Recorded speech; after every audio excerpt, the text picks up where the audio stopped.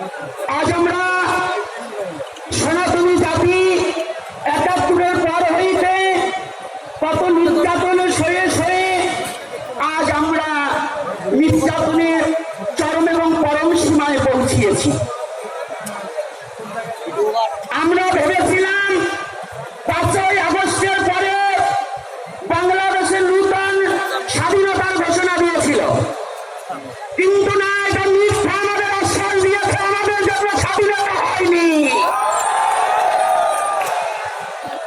যদি সনাতনীদের স্বাধীনতা হতো আজকে এই সমাবেশ সময় নাহিদ কেন ইন্টারনেট ছোট করে দেওয়া হলো?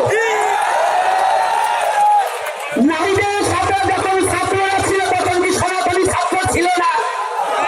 তাহলে বৈষম্যবাদ ওদের মনে এখনো আছে, ওরা সনাতনীদের কখনো হিংসা বলেনি। আজকে কেন রংপুর বিভাগীয় সমাবেশে জিলা স্কুলে দেওয়ার কথা, যেখানে ডিসি মহোদয় প্রথম পারমিশন দেওয়া হয়, ভুলে গিয়েছিল নাকি মুদানকে টাকা খেয়ে আমাদেরকে এই সমাবেশ বাতিল করার? ডিসি মহোদয় ভুলে যাবেন না, আপনার ডিসি গিয়ে হয়তো আপনার সীমানা নির্ধারণ করা আছে, এত বছর আপনার ওই আসন থাকবে, কিন্তু সনাতনী জাতি পৃথিবী কতকাল থাকবে, ততকাল থাকবে। আপনার সীমানা বাধা, কিন্তু সনাতনী জাতির কোন সীমানা বাধা নেই। সনাতনী জাতির কোন সীমানা বাধা নেই।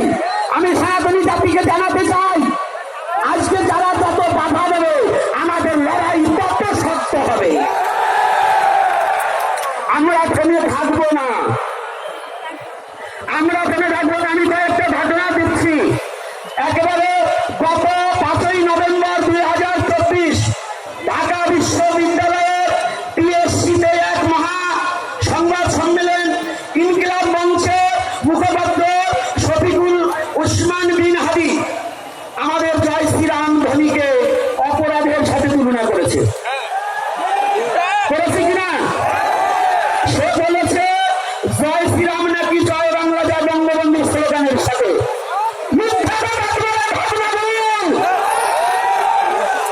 বঙ্গবন্ধু জন্ম তার বাবার জন্মের আগে, তোমার বাপ দাদার জন্মের আগে জয় শ্রীরাম এসেছে। তুমি এটা ভাবতে পারো না। এটা ভেবে কি বুঝাতে চাও? তুমি কি সনাতনী বিরুদ্ধে আচরণ করছো? তুমি এটা ভেবে কি বুঝাতে চাও?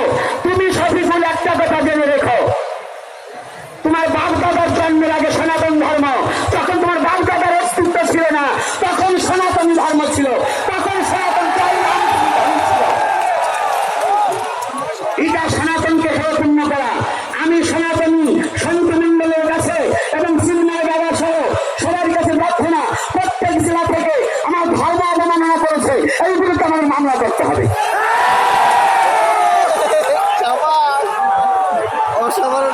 দ্বিতীয়ত আর একটা ঘটনা ঘটেছে। আমার দেশ পত্রিকার সম্পাদক মাহমুদুর রহমান বলেছেন আমাদের ৮ দফা দাবি নাকি স্বাধীনতার বিরুদ্ধে। কথাটা একটু ভালো করে জানবে। স্বাধীনতার বিরুদ্ধে সনাতনী চাই না। আজকে সনাতনী জাতি কোন দেশ এবং আইনের প্রতি শ্রদ্ধা রেখে কথা বলে। সনাতনী জাতি আইন এবং দেশকে ভালোবাসতে জানে। যারা আজকে সনাতনী জাতিকে, যারা ইসলামকে এবং আমাদের এই সনাতনী জাতির ৮ দফা দাবিকে যারা রাষ্ট্রদ্রোহী এবং স্বাধীনতার বিরুদ্ধে ঘোষণা করছে, আমি মনে করি তিনি বাংলাদেশি না, বোধ হয় পাকিস্তান থেকে